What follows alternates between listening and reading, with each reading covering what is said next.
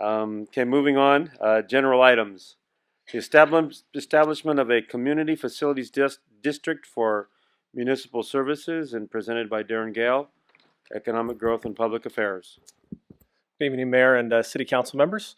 This evening I am before you to discuss the establishment of a services community facilities district.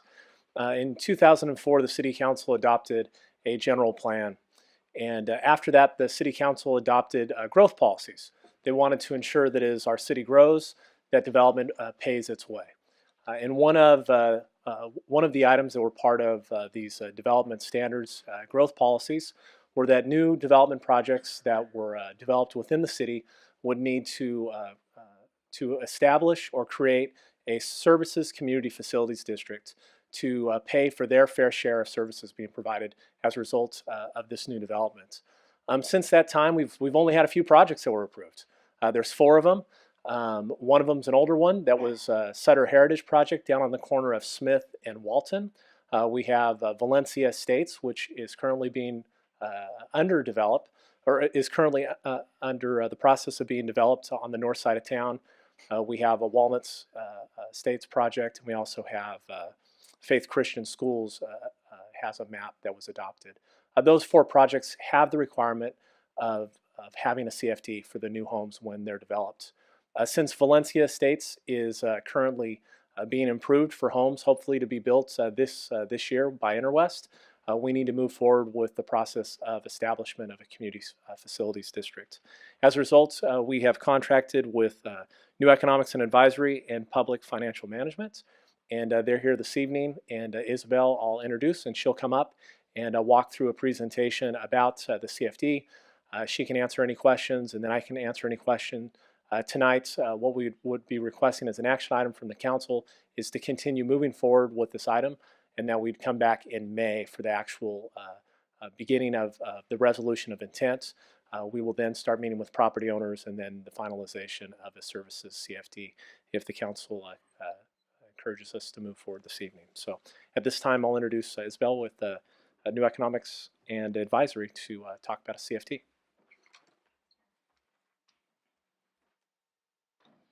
Good evening, Mayor, Vice Mayor, Council members.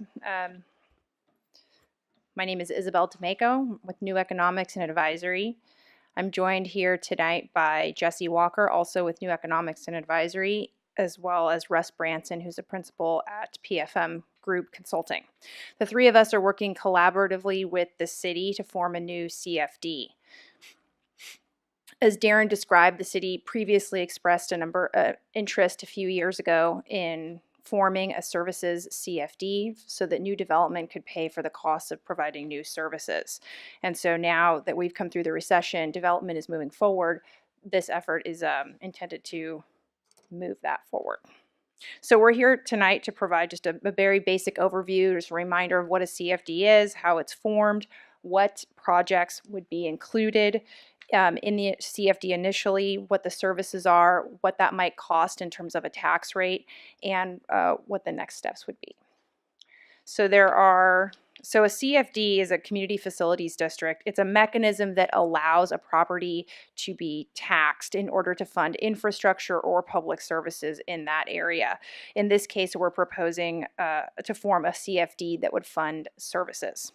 So this chart here shows the basic formation process. We are right now in the first box, which is pre-formation. We're identifying the projects that would initially participate in the CFD. We're establishing what services would be included and what the rate could potentially be.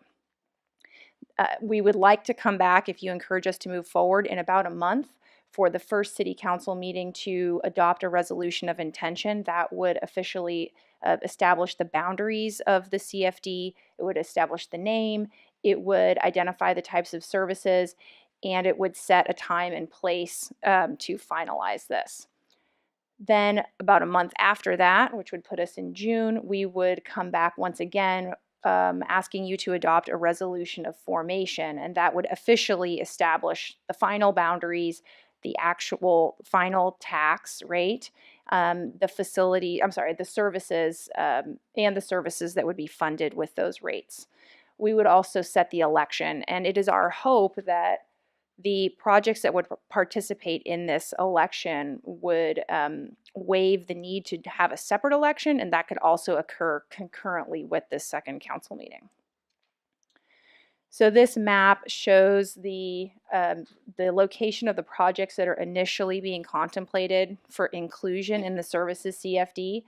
These 4 projects put together, I think, comprise about up to 520 residential units. This list shows the eligible services that are allowed through the California State Code regarding CFDs. These are the items that are the services that can be funded. The bolded ones are the ones that we're focused on. Some of the other ones already have funding mechanisms in place. The rates themselves will adhere to the California Code requirements. We're working with staff to finalize and refine the rates. They will be less than $425 per unit per year. There will likely be a single family rate and a separate multifamily rate. These rates will only be charged to developed properties. So there needs to be a house there in order for that property owner to be expected to pay for services. And again, the goal is to ensure that new development is paying for new services. So the next steps are Darren is leading the outreach to landowners. As I said before, we would come back to you in about a month if you encourage us to move forward to approve a resolution of intent to form the CFD. Then about a month later, we would come back again for the resolution of formation and hopefully also the landowner election, which is required after the formation is completed. So in summary, we would like to form the CFD by the end of June. It could initially include about 517 units. The rate will not exceed $425 per unit. And we would come back to you in about a month if you encourage us to move forward. I'm happy to answer any questions. Any questions or comments from council members? I don't hear any. So the only thing I'm seeing here, and make sure I have the right understanding, is that the hope is there will be unanimous landowner acceptance of this, and we can move forward without going to the landowner election. So, Mayor, each one of these projects, as part of their development agreement, have agreed to adopt into a CFD. If for some reason a property owner is unwilling to adopt into this CFD, they will have to pay for their own process to establish their own CFD to the city's liking. But we will be coming back to you before the council meeting with property owners here to move forward. So of the 4 development projects, let's say 2 of them just don't want to move forward with the CFD for right now. We will remove them from this CFD and we'll move forward with the projects that want to. However, they will not be able to develop their projects until they do enter into a CFD. So this is the quickest and least expensive for the landowner to do. Then we're kind of basically helping them along by doing this. That's right, and each one of them knew that there was more or less a maximum amount that CFD would be, which was 425. The Sutter Heritage Project was 425 plus another 125 for roads, but we're maintaining the 425 since that's what the other 3 projects have included. Great. With that, I guess there's no more question or comments. I'm looking for direction and To the mayor, action. I'll make 2 staff's recommendations to continue forward for this. Anybody else? I'll second that. Okay. I have a motion to second. All in favor? Aye. Aye. Opposed? Seeing none, let's help these landowners move forward so they can develop easier. Thank you.